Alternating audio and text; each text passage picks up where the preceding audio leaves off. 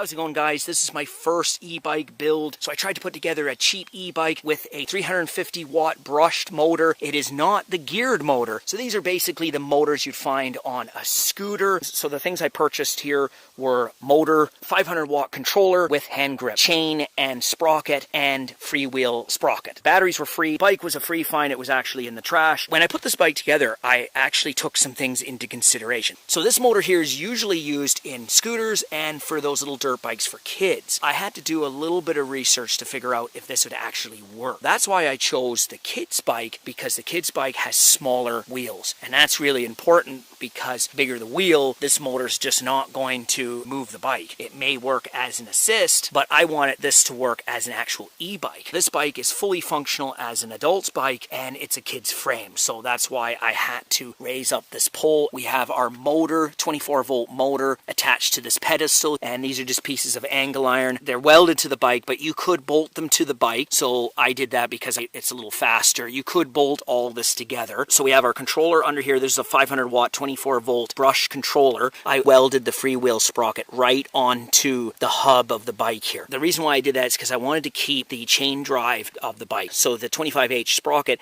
is then bolted to the freewheel sprocket. So we can take all that apart. So the other way to do is take the cartridge off, put two freewheel adapters, and then you run your motor on one. But then you've lost your gears. So this is actually the best way to do it. Unfortunately, you need to weld. So to turn on the bike, all you got to do is flick the switch here, turn the throttle. I don't want to give any false performance on this right now with the batteries that I have. Once it comes off the charger, it goes pretty good on a flat ground. I made it up a hill.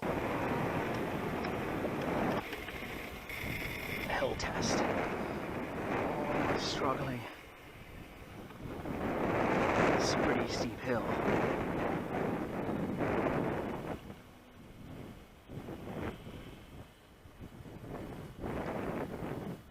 Made it.